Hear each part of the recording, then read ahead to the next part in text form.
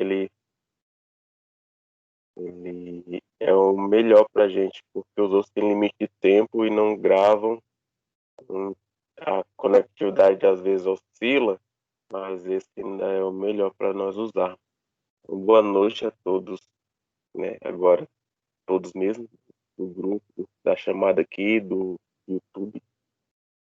A gente vai dar início lendo o capítulo 6, né? Espero que vocês tenham aí suas Bíblias em mãos. Se vocês quiserem minimizar, né, a janelinha ela fica minimizada. Vocês podem acessar a Bíblia no celular.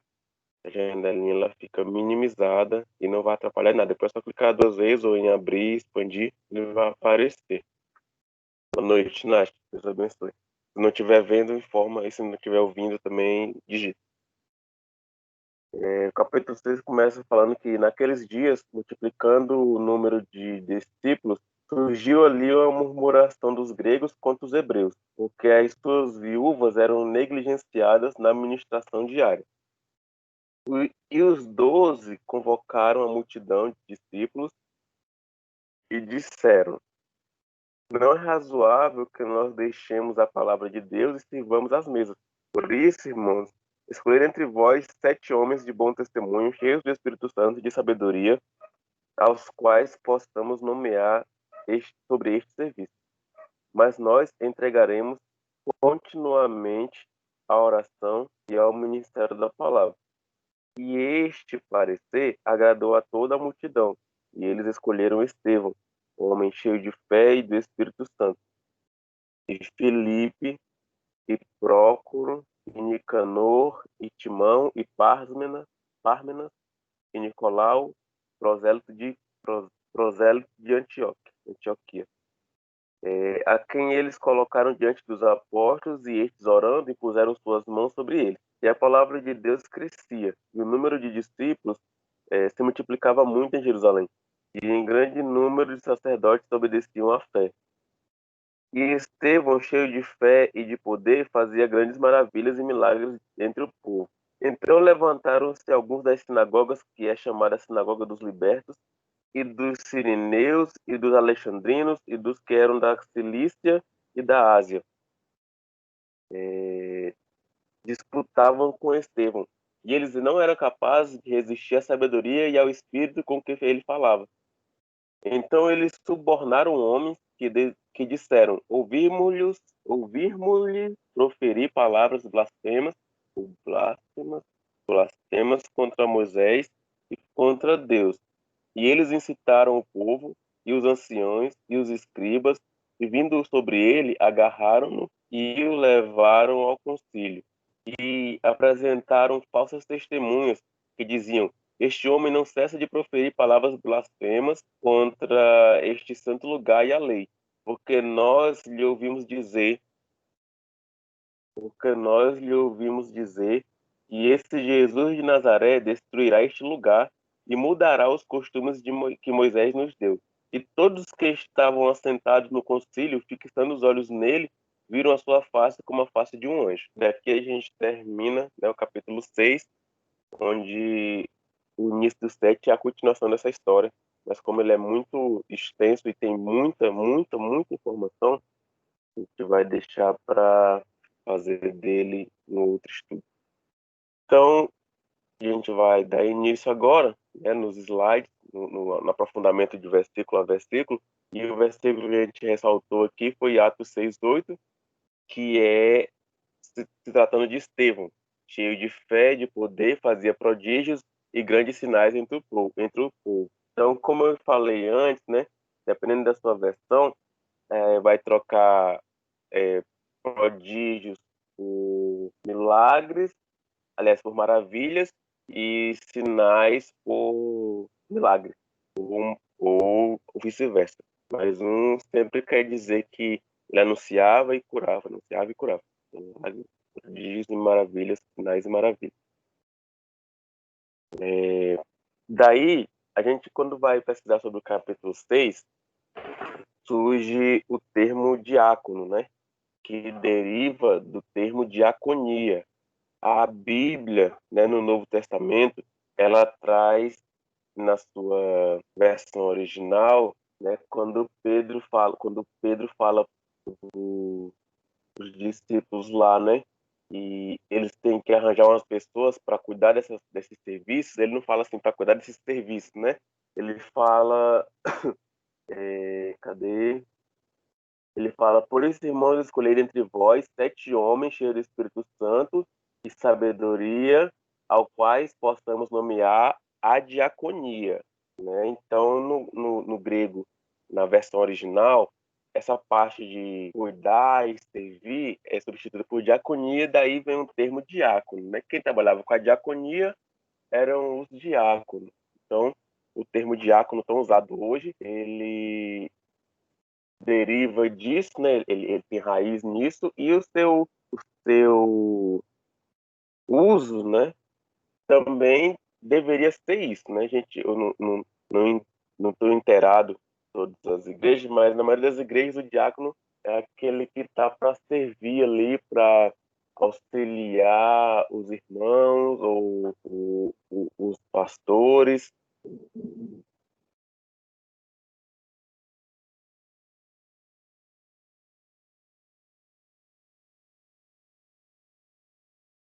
Isso, né? Mas isso aí já no caso do catolicismo, né? Ou não? Ou é a igreja evangélica, Samuel? Então, Samuel falou, né, que o pessoal do vídeo não vai ver o texto, mas falou que na igreja no ocidental, clérigo que tem as segundas das 3 maiores ordens. é, na igreja ocidental, você está falando na igreja desse ocidente, né? Não na igreja do ocidental aqui, do ocidental cidade, né? Ah, você quer aqui na ocidental. Beleza, então. Então a gente entende como diaconia, né, é uma palavra grega que significa cuidar ou servir. Então Pedro estava dizendo assim, ó, vamos arrumar o pessoal para diaconia, ou seja, para cuidar e servir. O primeiro desentendimento entre os cristãos torna necessária a escolha de um outro grupo, além dos apóstolos para cuidar do trabalho, além dos apóstolos para cuidar do trabalho da igreja. Caraca, só um minutinho, gente.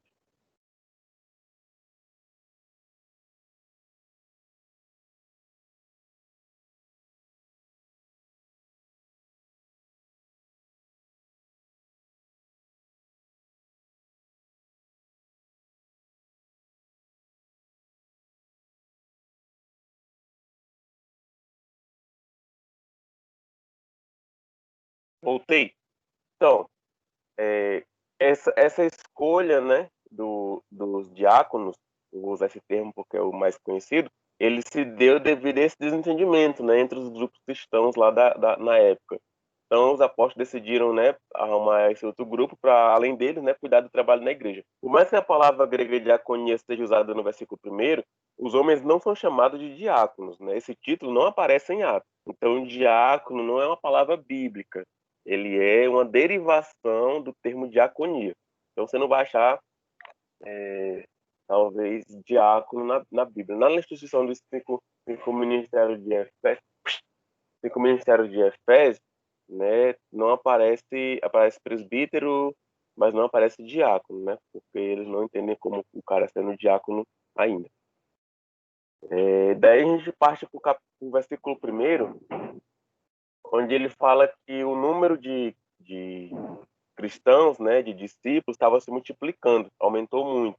E a gente vê lá, puxando do capítulo 5, né, lá do verso 12 ao 16, a gente vê que quando os discípulos eram aprisionados, já tinha uma multidão que estava crendo, né? Depois que eles foram soltos, que voltaram para pregar de novo, já tinha outra multidão, e a multidão era tão grande que os guardas ficaram com medo deles serem apedrejados pela multidão que começava a crer, que começava a seguir Jesus e a rever a sua crença.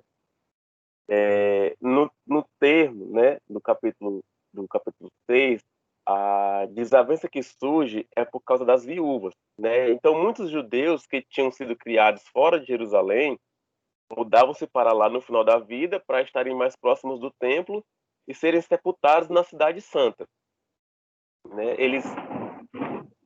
Eles saíam de Jerusalém para viver suas vidas por outras cidades, né? Mas quando estavam perto da morte, ou então quando morriam, se tinham condições, eles voltavam para ser enterrados nos túmulos dos pais ou dos parentes que estavam em Jerusalém, próximo ao templo.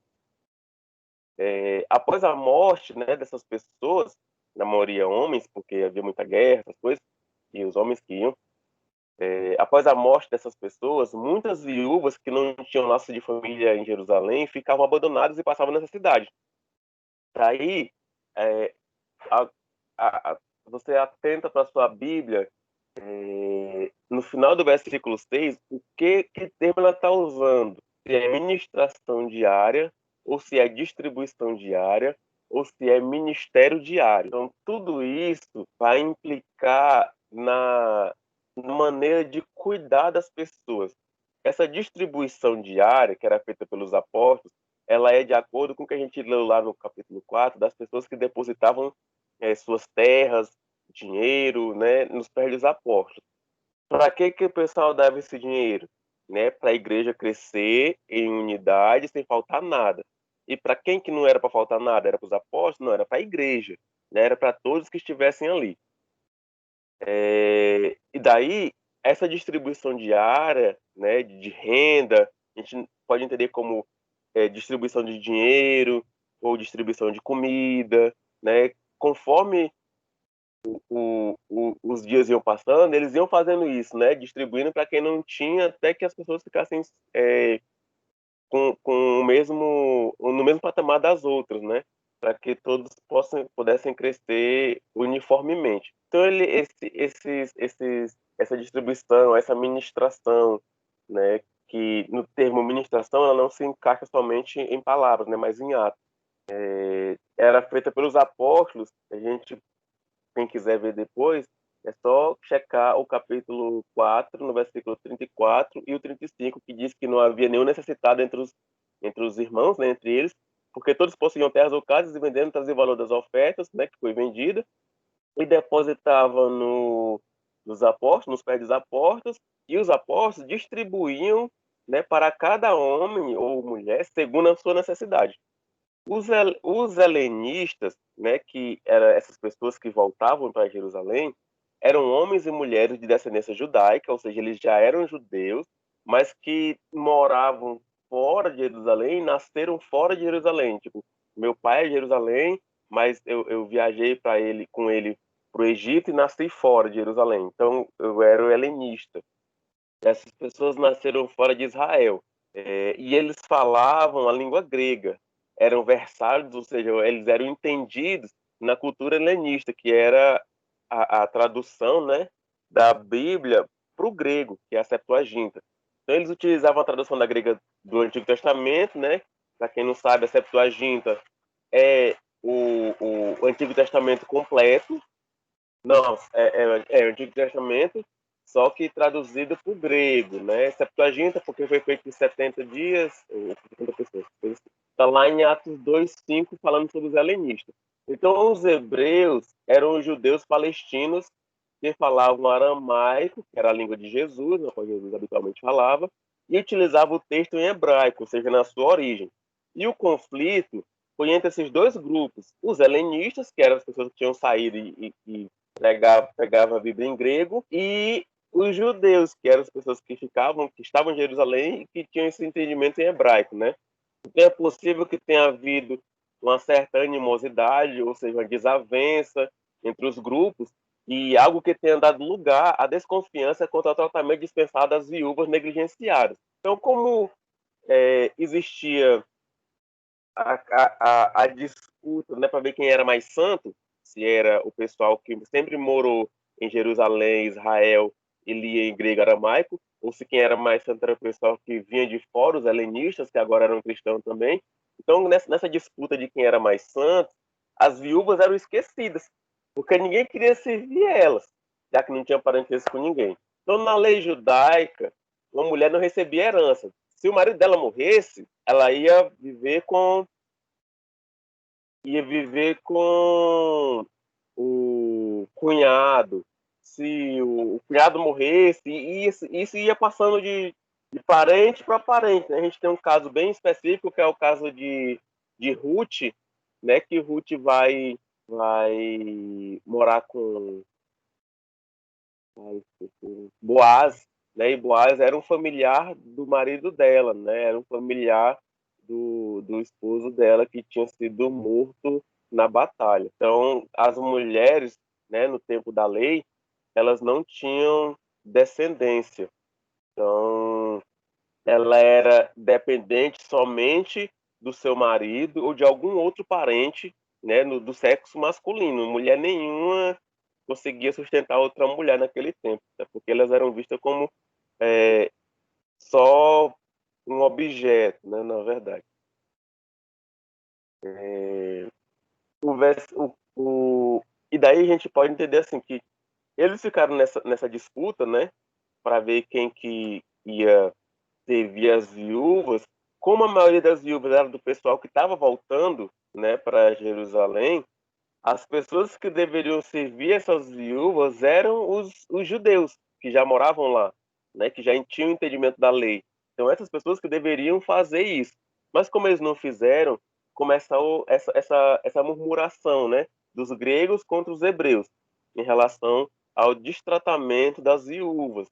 Se todo mundo não sentia necessidade de nada, por que as viúvas estavam sendo desamparadas, né? E daí surgiu essa murmuração, o que levou os discípulos a falar o que eles falaram no versículo 2, que não é razoável que nós deixemos a palavra de Deus para servir às mesas, né? E isso pode ser é, mal interpretado, né, se não for à luz da palavra. Não vou servir o povo e deixar de pregar, né? A gente tem que ver para que cada um foi chamado, né? Não quer dizer que hoje eu não vá servir alguém só porque eu tenho que ministrar a palavra. Mas também não vou deixar de ministrar a palavra no horário certo para ter que servir alguém, entende? As coisas tem uma ordem. Nesse tempo, Deus já estava instituindo as ordens, né? O ponto aqui não era culpar, ou seja, descobrir quem não estava fazendo. Quem não está fazendo é fulano, ou quem não está fazendo é cicrano. Mas descobrir o que poderia ser feito para remediar a aparente injustiça. Os apóstolos sabiam que a resolução do problema careceria, ou seja, carecia de apoio e atenção. Embora os apóstolos fossem sensíveis o bastante para reconhecer a natureza da questão, ou seja, eles sabiam o que estava acontecendo, eles sabiam quem estava deixando de fazer, né? Eles também foram cuidadosos para reconhecer as prioridades estabelecidas pela vontade de Deus sobre os líderes da igreja. Eles não podiam deixar de fazer aquilo que Deus convocou para fazer, que era pregar e ensinar a palavra de Deus e conduzir a igreja em oração, a fim de servir as mesas. Era preciso fazer algo para suprir a necessidade dos cristãos carentes. O trabalho de administrar e distribuir assistência aos necessitados teria que ser contínuo. Portanto, um ministério de serviço diferenciado do ministério da palavra, já que a assistência, né, e a distribuição para essas pessoas tinha que ser contínua, ou seja, todos os dias, né, ou periodicamente, tinha que ser um ministério, né, diferente do ministério da palavra. Então, a palavra serviço, né, mostrado no capítulo, no versículo 2, no versículo 2, no ato de servir as mesas, é a mesma palavra traduzida em português, né? Ou, em outros contextos, por diácono. Então, o serviço foi traduzido, né? Essa parte do serviço na igreja foi traduzido para nós, para o diácono, como sendo o diácono o cara que tem que fazer. Porque no grego, toda vez que aparecia a palavra serviço relacionado ao ato de suprir essas carências dos irmãos com comida, com roupas ou com aconselhamento. A palavra que surgia era a palavra diaconia. Então, na diaconia, tal fulano, tal fulano. Então, o termo diaconia, que significava servir ou serviço, foi substituído pelo termo diácono no nosso português. Né? Então, os 12 convocaram a multidão dos discípulos e disseram: não é razoável que nós deixemos de ler a palavra para servir as mesas. E daí a gente passa por 3, o versículo 3, né? Que eles falam, né? Escolhei, pois, irmãos, dentre vós 7 varões. Então, os líderes da igreja incluíram toda a congregação no processo de escolha. Não tinha um grupinho específico para tirar os diáconos dele, né? Então não tinha aquele grupo favorecido. Então toda a congregação teve, né, o benefício de ser escolhido ou não, né, para fazer esse serviço. Então o conselho local das comunidades judaicas normalmente consistia em 7 homens conhecidos como os 7 da cidade. Os tais eram conhecidos pelo seu comportamento exemplar da comunidade. E no caso dos diáconos escolhidos para servir a igreja, eles deviam ser escolhidos entre as pessoas de boa reputação e entre os cheios de espírito e de sabedoria. A vida desses homens deveria ser condizente com a fé que eles professavam. Óbvio, né? Eles sabiam qual era a vontade de Deus e estavam comprometidos a levar o seu testemunho até o fim de suas vidas. Assim, eles eram confiáveis para assumir tal responsabilidade e autoridade. Então, a pessoa que ia ser escolhida, né, ela ia cuidar diretamente dos irmãos. Então, ela sabia que a vontade de Deus era que ela desse um testemunho positivo através da sua vida para aquelas pessoas. Então, ela tinha que ser uma pessoa confiável para que os apóstolos pudessem deixar a vida das outras pessoas nas mãos delas.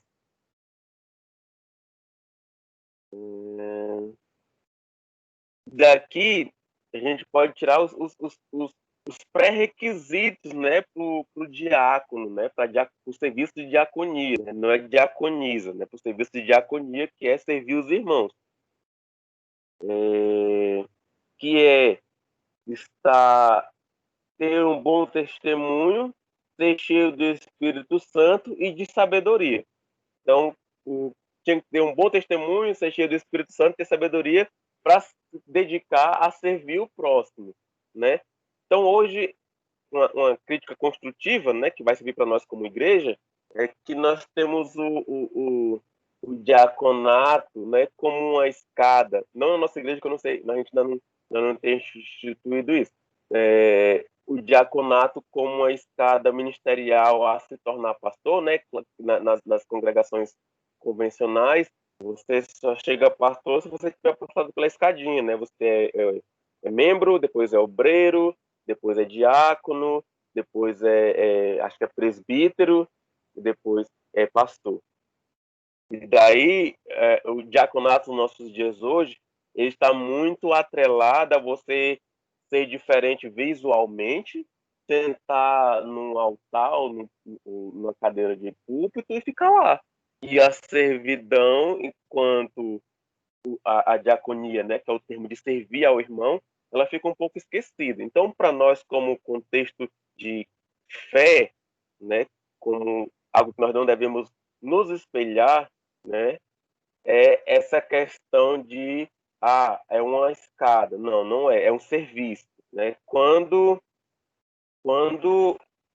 e a chamada pro diaconista, para diaconia, né, para o serviço, ela existe, ela deve existir em todo cristão. Uma vez que nós tratamos as coisas do Senhor como primordiais, né, a vida do irmão como primordial, a distribuição na igreja como primordial, então ser cheio do Espírito Santo, ter um bom testemunho e ter sabedoria são requisitos básicos da vida do cristão. Então todo cristão que se preze, né, tem os pré-requisitos para ser um diácono, né, ou para aplicar a diaconia em sua vida. Dito isso, então, um comentário pessoal, né, a gente passa para o versículo 4, que fala que os discípulos disseram assim: a gente vai separar essas 7 pessoas para fazer esse serviço, mas nós vamos continuar na oração e no ensino da palavra, né? Dependendo da sua tradução, vai dizer assim: mas nós continuaremos, né? Ou nós iremos continuar. Na minha fala, mas nós entregaremos continuamente a oração e ao ministério da palavra. Daqui a gente pode notar uma ordem, né? além de que a oração era uma atividade fundamental, a gente pode ver isso em todos os capítulos, desde o 1 até esse de agora, né? Que quando, quando Lucas chegou, eles estavam orando, quando foi preso, foram orar, quando foi expulso, estavam orando, quando o Espírito Santo desceu, estavam orando, quando eles foram. eh, Quando eles foram aqui no capítulo 5, meu Deus, cadê? No capítulo 4, aliás, quando eles foram lá para curar o coxo, eles também oraram. Então, a oração era uma atividade fundamental para os apóstolos e existia uma ordem. Primeiro eles oravam, depois eles iam para o ensino da palavra. Nós temos uma passagem, né, que fala que Paulo ele foi ensinar na sinagoga e ele começou a ensinar por volta da meia-noite. Então, eles passaram de 6 da manhã até meia-noite clamando, orando, cantando louvores e depois foi o ensino da palavra. Eles elegeram 7 pessoas, né? Estevão, Nicolau, Estevão, Felipe, Nicanor, Timão, Pármenas e Nicolau, prosélito de Antioquia. Essas pessoas eram todos gregas, eram todos nomes gregos, então eram as pessoas do grupo dos helenistas, né, daquelas pessoas que reclamavam que as suas viúvas não estavam sendo assistidas, né? Então a escolha dos helenistas, sem dúvida alguma, foi um gesto sábio e cordial, porque todos aceitaram, né, em favor daqueles que inicialmente tinham feito a reclamação relativa às viúvas.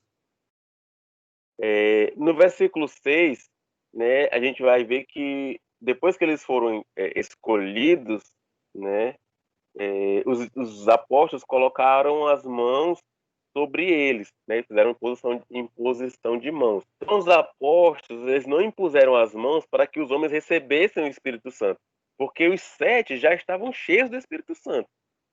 Em vez disso, os apóstolos conferiram a ele a responsabilidade de levar a cabo aquele ministério que era de cuidar das pessoas. A imposição de mãos, nesse caso, né, era uma tradição, né, eles estavam relembrando uma tradição muito importante que remontava ou relembrava aos dias de Moisés, lá em Números 27, do 15 ao 23, que vai mostrar quando Moisés vai direcionar as pessoas para o que elas devem fazer e identificava as pessoas e os ministérios da que elas deveriam exercer. É comum hoje, né? Como você vai, dependendo da sua congregação, quando você vai assumir um novo cargo, você vai e o pastor te unge, né? Impõe as mãos sobre a sua cabeça, não delegando a você o Espírito Santo, né? Porque você já tem, mas sim te delegando uma nova atribuição. Isso é um ato que ultrapassa gerações. Então, no versículo 7, logo após eles serem ungidos, né, no novo ministério, fala que a palavra de Deus crescia e o número de discípulos se multiplicavam muito em Jerusalém. E grande parte dos sacerdotes obedeciam à fé. Lote que é grande parte, não eram todos. Então, o versículo 7 ele traz o começo que crescia a palavra de Deus. O que Jesus Cristo tinha feito na vida das pessoas estava espalhando-se em toda a região. Os homens e mulheres tornaram-se discípulos submissos ao senhorio de Cristo. Eles não estavam envergonhados da fé que professavam. Pelo contrário, com grande coragem suportavam o testemunho da verdade do Evangelho que mudaram as suas vidas. Aquilo que Jesus havia prometido estava se cumprindo. Por causa dos salvos que ele partilhavam com os outros as boas novas, a igreja experimentou um grande e extraordinário crescimento, como fosse um boom estratégico, né? Os que vieram a conhecer a Cristo não guardaram tal conhecimento para si, mas saíram a partilhar com os outros. Grande parte dos sacerdotes, né? Vamos frisar essa parte aqui, porque nós sabemos que uma parte dos sacerdotes eles faziam parte do grupo dos saduceus, né, ali junto com o Sinédrio. Então, existia uma parte que criticava o cristianismo, né, uma parte que não acreditava no cristianismo. Então, junto com o grupo dos fariseus, os saduceus e essa galera aí da sinagoga dos libertos, que a gente vai ver no próximo versículo, eles tinham sacerdotes que não aderiram ao cristianismo. Então, calcula-se que havia em Jerusalém ao menos 8.000 sacerdotes. Lucas não está dizendo, não está fazendo menção aqui dos que atacaram a fé. Quando ele fala assim, ó, muitos, grande parte dos sacerdotes não, se juntaram, quando ele fala grande parte se juntaram, essa grande parte ela dispensa as pessoas que atacaram a fé. A maioria desses sacerdotes não eram das famílias não eram das mais altas famílias sacerdotais. Eles tinham vocações comuns que eles permitiam servir no templo periodicamente. Caso semelhante ao de Zacarias, que também era sacerdote, pai de João Batista. Podemos ver que Zacarias trabalhava no templo, mas ele não era de uma família rica, nem nada. E por não ser de família rica e não ter muitas atribuições, né, no seu trabalho, ele dedicava mais tempo ao templo. Então tratavam-se de homens humildes, sacerdotes dedicados a Deus, que se tornaram obedientes à fé, que reconheceram ser Jesus o Cristo. O significado do serviço deles no templo foi elevado porque eles entenderam a verdade por trás dos rituais que executavam. E daqui a gente pode linkar com a palavra que Paulo fala que nós devemos prestar um culto racional, que é entender a verdade por trás do ritual que nós fazemos. O nosso culto semanal, ele, querendo ou não, acaba sendo um ritual, já que ele é periódico, tem hora, então acaba sendo um ritual. O ato de cultuar, né? Não o culto em si. Então, o significado do meu serviço, né? Da minha diaconia, como sacerdote, ele só vai ser elevado, ele só vai conseguir alcançar um outro patamar quando eu entender o porquê eu estou fazendo aquilo. Então, Paulo, lá na frente, ele vai remeter praticamente esse exemplo aqui. Quando você entende o que você está fazendo, você eleva o significado daquilo que você está fazendo. Daí a gente passa para o versículo 8, que é somente uma enchida, né, uma inflada no Estevão. O versículo 8 não fala de mais ninguém, a não ser de Estevão. Ele renova aquilo que foi dito lá no começo. Né? Eles escolheram Estevão, lá no 5, né, fala, eles escolheram Estevão, um homem cheio de fé e do Espírito Santo. E no 8, eles reforçam o que Estevão era e o que ele fazia. Né? E Estevão, cheio de fé e poder, fazia grandes maravilhas e milagres entre o povo. Então, Estevão estava cheio de sabedoria, cheio do Espírito Santo e cheio de força e fé e poder. E estava o upgrade total. Ele tinha os dons, a coragem e o brilho necessário para ser uma testemunha poderosa, ainda que o testemunho dele fosse rejeitado pelos líderes.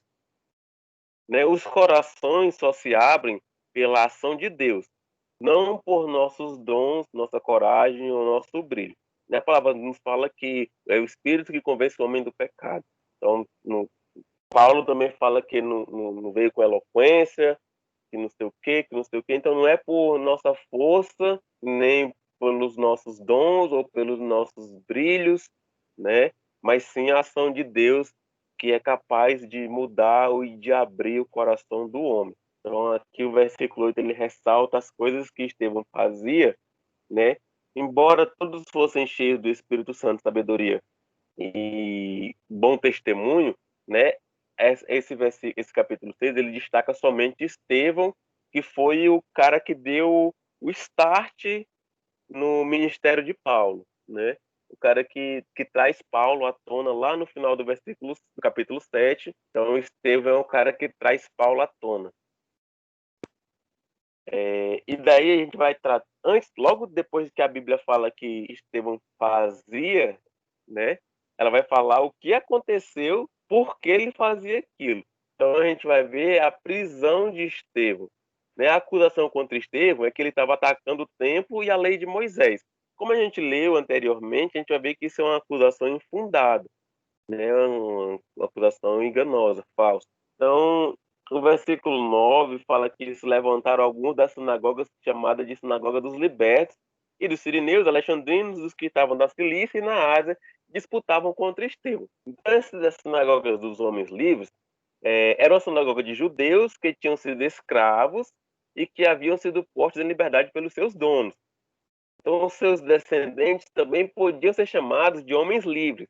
É como aí os caras que já foi escravo uma vez, já sofreu todo tipo de chicotada e tudo, vai e inventa uma mentira por inveja.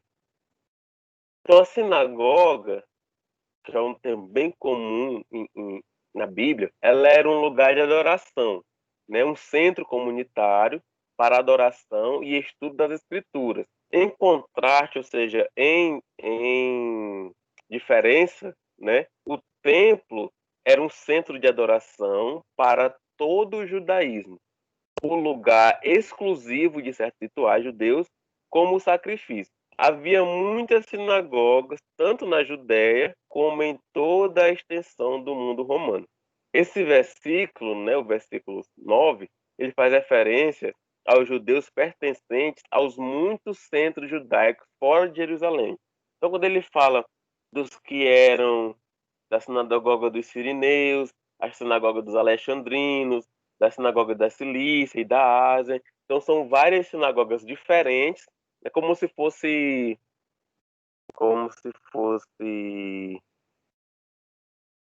filiais, né? Pequenas filiais, uma subcongregação, pronto.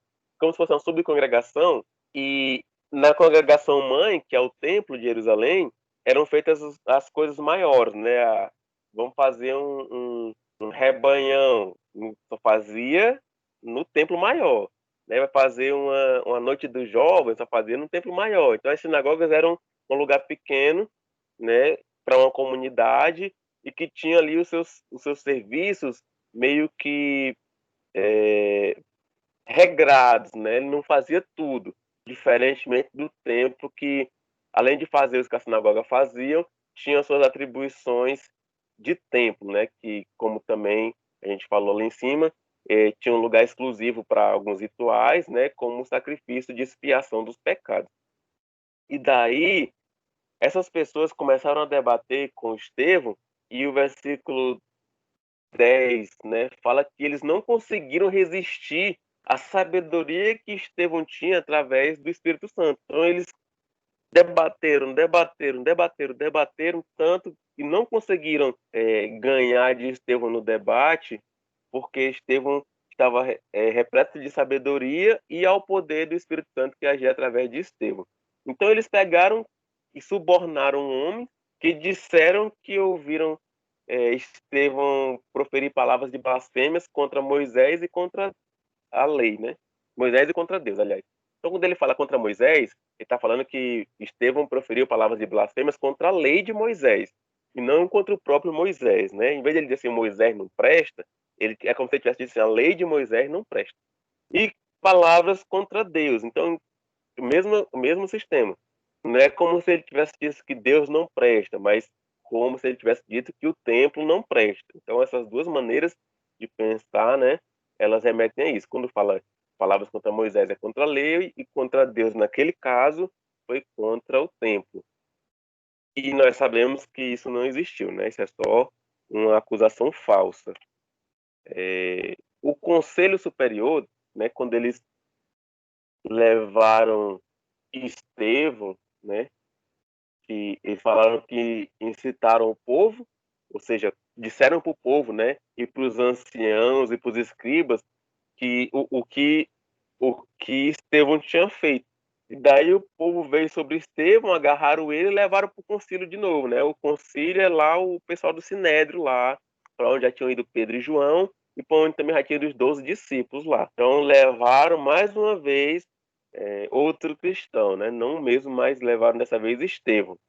Daí, o versículo 13 fala que apresentaram falsas testemunhas que diziam: Este homem não cessa de proferir palavras blasfemas contra o santo lugar e a lei. Então, o conselho superior era composto pelos saduceus e fariseus. A acusação que Estevão falava, a acusação de que Estevão falava contra o templo, ou seja, contra o santo templo, encontrava eco junto aos saduceus, ou seja, quando o cara falou assim, ele está falando mal do templo. Aí os saduceus, que já não gostavam do povo de Cristo, começaram a apoiar esse tipo de acusação, né? Encontrava eco, é você repetir as acusações, como se fosse um eco. Que tinham grande interesse no templo. Então, os saduceus tinham grande interesse no templo pela sua posição hierárquica, né? Então, quando viesse alguém falando justamente como o cristão estava dando aqui no templo, eles iam apoiar com certeza. E a acusação de que ele falava contra a lei de Moisés deveria preocupar os fariseus, porque como a gente viu, os fariseus eles eram mais voltados para a lei e os saduceus mais voltados para a questão da ressurreição, né? Então, quando os membros da sinagoga dos homens livres devem ter ficado furiosos com o suposto ataque ao templo e à lei, porque era exatamente por respeito ao templo e para cumprir a lei com todo o rigor que eles tinham se mudado para Jerusalém. Então, numa chicotada só, quando o pessoal acusou o nome do cara, meu Deus do céu, acusou Estevão, eles pegaram três grupos de pessoas que tinham raiva dos cristãos. Primeiro grupo foi os saduceus, quando eles falaram que Estevão estava falando mal do templo. Aí o saduceu já ficou com mais raiva ainda. O segundo grupo foi os fariseus, quando eles falaram que o Estevão estava falando mal de Moisés, das leis. E o terceiro grupo foi o que englobou os dois itens, a lei e o templo, que era o pessoal helenista, né? Helenista, o pessoal dos homens livres, que eles voltavam para Jerusalém justamente para cumprir o templo, para manter o templo e cumprir a lei de Moisés. Então, eles fizeram essa armação a fim de juntar esses três grupos de pessoas para. Exatamente, não tem paz. Juntar esses três grupos de pessoas para a acusação deles contra Estevão ter mais veracidade, embora fosse uma acusação falsa. A resistência ao evangelho iniciara-se com um convite à discussão, ou seja, lá no 9, eles começam a disputar com Estevão com discussão. Da discussão, eles passam para o debate, lá no 10. É quando eles começam a debater e não conseguem. Do debate, eles passam para a calúnia, que é lá no 11. Como eles não conseguiram, eles pagaram as pessoas para que eles pudessem acusar, caluniar. Da calúnia para difamação e violência, que é o que acontece no versículo 12 e no versículo 13. A difamação através das testemunhas e a violência a gente vai ver logo no decorrer do capítulo 7, né, que a história só vai acabar no capítulo 7. De violência. Os antagonistas, né, que é o contrário de protagonistas, né, o protagonista é o cara, o mocinho, e o antagonista é o vilão. Então, os antagonistas, ou seja, vilões, inflamaram o povo e os convenceram, e o convenceu, né, que você pode usar no plural no singular, de que a essência da fé judaica, ou seja, aquilo que os judeus entendiam como ser mais sagrado, que era o templo, a lei de Moisés, né, no caso, e o plano de Deus, estava sob ataque por meio da pregação de Estevão. Então eles conseguiram fazer esse conluio, né, esse motim todo, a fim de falar que o que era mais sagrado para o judeu, para a fé judaica, estava sendo ameaçado pela pregação de Estevão. Então o assunto nunca foi sobre, estão preocupados com o que Cristo sofreu na cruz. Não. Mas o núcleo da religião judaica tradicional. Estavam preocupados com os seus próprios cargos hierárquicos e a autoridade que eles poderiam perder em relação ao templo, do que com o próprio Cristo que foi pregado na cruz. Daí a gente vai passar para o 14, né, que fala este lugar. Lá no finalzinho ele fala, porque nós ouvimos dizer que Jesus de Nazaré destruirá esse lugar e mudará os costumes que Moisés nos deu. Quando ele fala este lugar, ele estava falando do templo, né? Então a importância do templo seria destruída pelo poder do evangelho que Estevão pregara. E a gente vai ver lá em Atos 7, 48. A gente também pode lembrar que no evangelho Jesus fala assim, ó, vocês derrubam isso aqui e eu construo em 3 dias, né? Então era sobre essa destruição de templo que Jesus e Estevão falavam.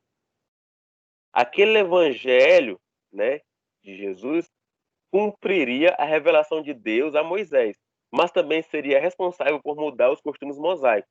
especialmente a compreensão desses costumes por parte dos líderes judeus. Né, o restante do livro dos Atos descreve os tais conflitos. Lá em Atos 15, no 21 e no 24, vai mostrar os conflitos em decorrência do povo entender o que Jesus disse sobre a lei de Moisés. Lembra que Jesus fala para a mulher samaritana que vai chegar um tempo que você não vai precisar ir para Jerusalém, para o templo, para oferecer sacrifício ou para outro lugar. Vai chegar um tempo em que o Pai procura aqueles que o adorem em espírito e em verdade em qualquer lugar. Tá sobre esse tempo que a pregação de Estevão está acontecendo, e era sobre esse tempo que Jesus falava, foi sobre esse tempo que Deus revelou a Moisés, mas que esse pessoal, né, os saduceus, fariseus e os homens livres, não entenderam. Entenderam, mas voltaram-se contra isso. Então, no decorrer dos livros de Atos, a gente vai ver inúmeros conflitos a respeito dessa falta de entendimento sobre a lei de Moisés e o que Cristo veio trazer, né?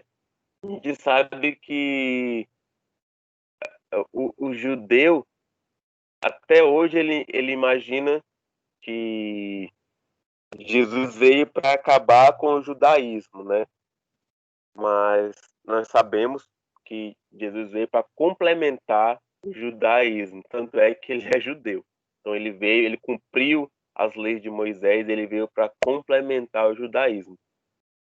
No versículo 15, né, que vai dar, que é onde está o ápice ali da discussão, né, onde Estevão já está no sinédrio ali. Então, fala que todos que estavam assentados no concílio, né, vendo as acusações sobre Estevão, olharam para ele, né, fixando os olhos nele, viram sua face como a face de um anjo. Quando essa palavra fala face de um anjo, você deve lembrar de quando Moisés desceu do monte, né, que o rosto dele resplandecia. Estevão estava da mesma maneira, né? Jesus, com seu corpo glorificado, também ficou da mesma maneira. Então, Estevão estava tão cheio do Espírito Santo que sua face estava resplandecendo. Então, como eles não, como a Bíblia ela traz essa atribuição, né, do que a pessoa não conhecia naquele tempo, eles atribuíam aos seres da época, né, aos anjos ou aos animais. Então, eles atribuíram a isso, né, que o brilho de Estevão era tão intenso que ele parecia que era um anjo, a sua face resplandecia como um anjo. E nem Estevão, brilhando mais que um vagalume, foi capaz de deixar o povo contente, né? E a gente sabe que Estevão teve um fim que não foi lá dos melhores. Lá em 2 Coríntios 3, versículo 18, a gente também vai ter uma exemplificação sobre essa face resplandecente, né? Vai dizer que, vou pegar aqui, mas todos nós, com a face descoberta, contemplando com o espelho a glória do Senhor, estamos transformados na mesma imagem de glória em glória, como pelo Espírito do Senhor. Então, o Paulo está falando, né, para a igreja de Corinto, que quando nós temos a face descoberta a respeito do Senhor, né, nós transmitimos a glória dele, né, face a face. Então, Estevão estava transmitindo a própria glória de Deus que fazia a sua face resplandecer. Se fosse um anjo mesmo, tinha descido. Talvez não tivesse descido da espada, né? Porque o intuito do cristianismo não era esse, mas ia ficar doido. Se fosse um anjo mesmo, ele ia ter 6 olhos nas asas, pé de boi, chifre de carneiro, um monte de coisa lá, igual a Bíblia fala que os anjos têm. Então, daí a gente termina nosso pequeno capítulo 6, né?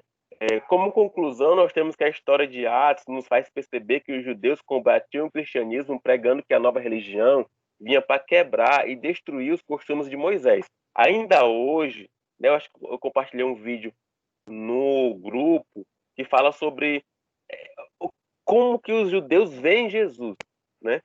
Lembrando que aquelas pessoas que responderam aquele vídeo, elas não são, foi gravado aleatoriamente, né? Não são pessoas escolhidas. Ainda hoje, infelizmente, esta é a visão de muitos judeus, de que muitos judeus têm do cristianismo. né, uma religião que tem por objetivo combater o judaísmo, o que não é verdade. O cristianismo, na verdade, complementa o judaísmo, tendo o Messias judeus como seu principal líder. Como podemos ler, Atos 6 traz boas curiosidades históricas, né? E apesar de ser um capítulo curto, contém ensinamentos fundamentais, como a instituição dos diáconos. E o nosso questionário de costume, que é mais voltado ao capítulo, né? Não tem muitas perguntas individuais. Aí a gente vai entender quais foram os dois grupos de judeus seguidores de Jesus que se formaram em Jerusalém. Está lá no primeiro capítulo, primeiro versículo. O que aconteceu entre os dois grupos também está no primeiro e segundo versículo. Por que aqueles homens eram contra Estevão? Está no versículo 10, 11 ou 12. E por que os membros do conselho olhavam atentos para Estevão? Está no versículo 15. Daí você já tem todo o material para poder responder essas questões e guardar na memória como um baú do tesouro. Alguém tem alguma coisa para falar?